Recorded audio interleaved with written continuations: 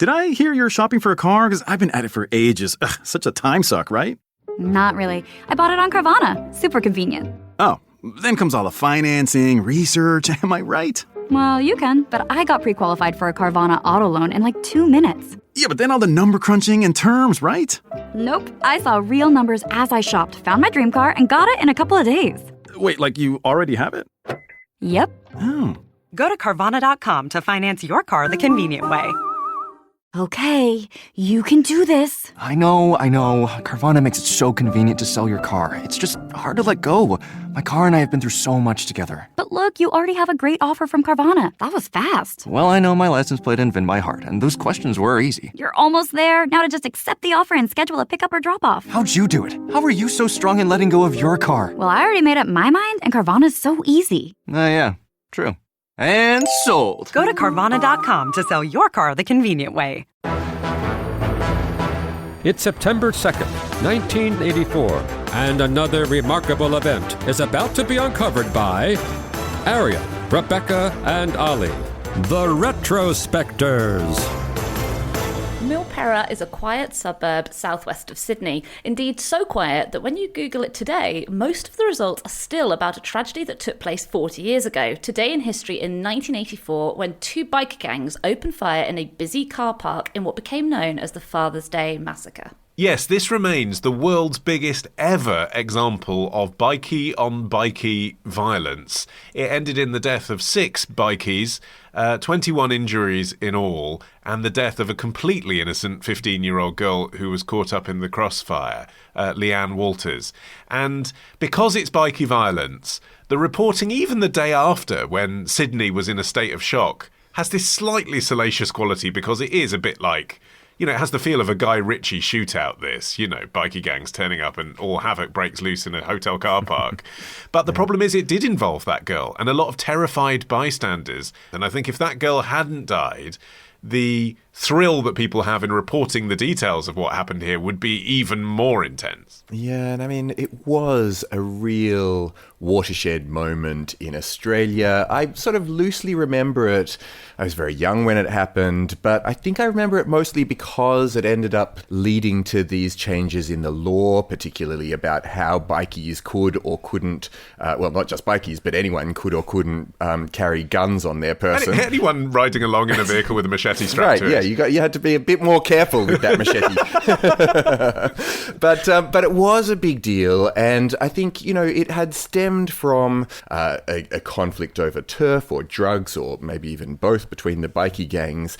But later, one of the senior ranking members of the Comancheros, who were one of the 2 bikie groups who were involved in this, the other was the Bandidos, this guy Colin Caesar Campbell, he said that basically it all started when one of the very senior ranking members of the club, because they were all members of the one club, the Comancheros at the time, ended up having sex with another member's wife, and that had led to this split in the clubs that resulted in the creation of the Bandidos, and those 2 groups then became enormous rivals for both territory and also for the kinds of criminal activity that they were doing. Yeah, you mentioned a Comancheros leader shagging another member's wife. This was the founder of the Comancheros, Jock Ross. He was a Glasgow-born ex-squaddie who had founded the gang in 1968.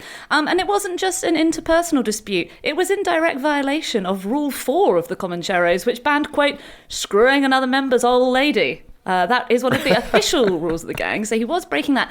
Also, he was unpopular for many reasons. You know, he ran the club along kind of military lines, which if you're joining essentially an outlaw biker gang, you don't really want to be bossed around. You know, he made the members drill. They had to sort of carry out these sort of paramilitary style exercises. So there was already a mutinous sensibility. Just a bit about Ross's personality. I think you can sum it up pretty easily from a sign that he displayed in the Comancheros clubhouse. Firstly, a huge swastika, and also a sign that said, if it's white, sniff it. If it's female or it moves, fuck it. If it narcs, kill it. Wow, I mean, nothing about servicing your engine, you know? That's what I find weird about this. Like, I was a junior member of the Bentley Drivers Club as a kid, and I was not aware of any... Which had the same sign. I was not aware of any drug-based dark side. There were no swastikas. and I don't recall, anything about shagging each other's wives, certainly being prohibited. So I feel like, all these rules that motorcycle clubs bring about really invite their own problems. It should be about the bikes.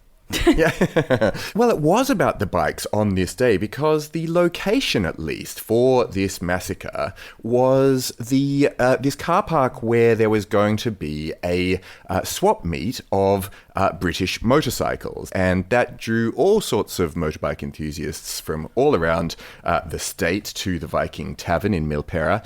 And at 1 p.m. that day, it had also drawn a different crowd. 19 armed Comancheros arrived at the car park during the meet and positioned themselves around the place in hiding. And this was where Jock Ross was planning to ambush and attack his rival Bandidos group, who had, they'd declared war on just recently. And he'd brought, lots of weapons, but also walkie-talkies, and had this kind of military plan that he had in mind based on the Anglo-Zulu War.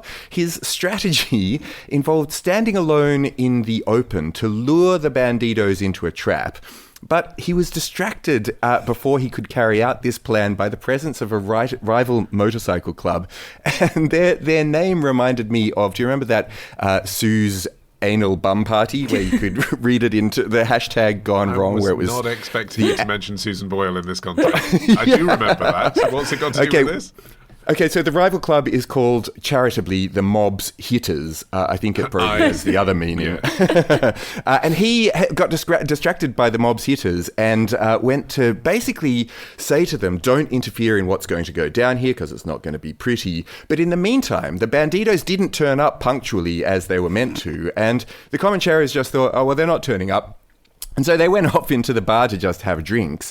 But 20 minutes later, 34 heavily armed Bandidos members actually arrived at the car park. And that delay actually meant that people who were supposed to be at this British Motorcycle Association barbecue were also percolating. This was a family event. And it's worth mentioning as well, in Australia, today was Father's Day in this year. So when this was reported the next day in the Sydney Morning Herald, that's how they depicted the scene. Quote, "It was very much a family affair. Many mothers and fathers had turned up with young children to hunt for bargain bikes and parts. Several mothers said they'd gone to the sale in the hope of finding a Father's Day present for their husbands." So imagine, yes, okay, slightly edgy, there are biker gangs there, but nonetheless, family day. Yeah, and there's a kind of a strange undertone to that too, because when the Bandidos arrived, they were led by Anthony Snoddy Spencer, and Spencer had kind of been like a son to Jock Ross originally. Spencer had this appallingly sad background. He didn't have a father, his mother was in a mental institute, he was brought up in children's homes and foster homes, he was just abused and neglected, he was barely able to read, and he had seen Ross as this father figure, but then their relationship became strained, kind of for the reasons we've talked about earlier. Ross was a very difficult person. And to calm the tensions that were going on in the Comancheros, Jock Ross had set up a second chapter and he'd put Spencer in charge of it.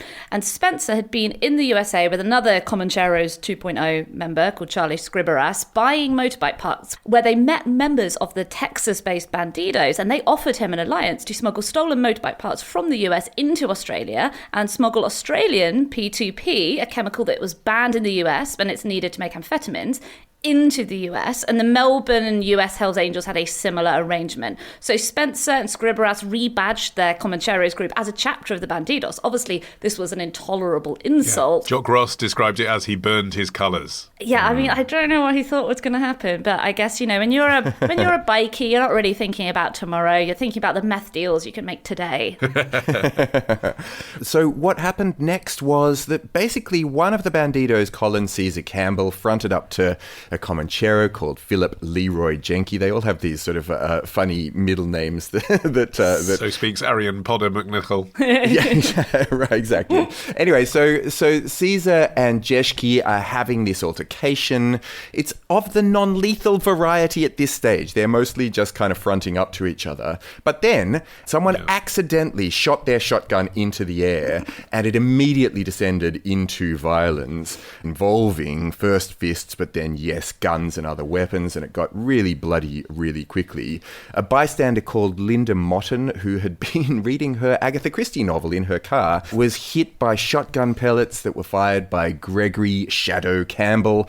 She actually described the scene later because she started taking photos of what was going on, and those ended up being used in evidence. She said there were shots coming from everywhere. There was people ducking for cover, people reaching into cars for firearms. It wasn't very long before the windscreen of the car I was sitting in got smashed by bullets, and I had bits of lead pellet in my face and glass. The noise was incredible. There were people smashing each other with lead pipes and baseball bats with chains, people screaming in agony, and there were so many children there. There was people throwing their children over the fence. I just thought that detail was really quite shocking, that people were really trying to just deal with this horrible and bloody scene unfolding before them. Remarkably, Ron Stevenson, the police officer who ran the investigation into this later, said that inside the pub, bar staff continued to serve drinks while this was going on outside to patrons, including Ross. Jock Ross was at the bar when the fight broke out, and apparently he abandoned his pint on the bar, charged outside with a machete, shouting, "Kill 'em all."